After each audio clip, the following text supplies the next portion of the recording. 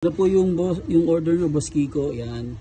Bali, ano to, adjustable na to, boss. Para at least, hindi kayo problema kapag ang inyong dumbbells ay malaki or maliit. Ito, pwede yan mag-minimize.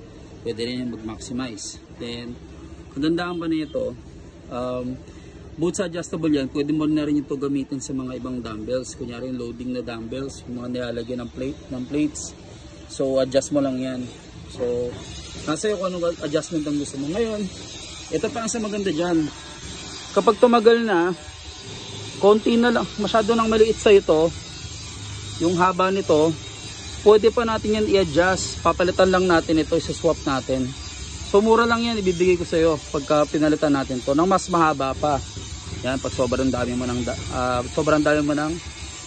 dumbbells. Yan. So, pagandaan yan, upgradable siya. Yung nakagandahan niya.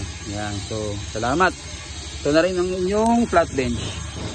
Ready na to, ready to pick up na.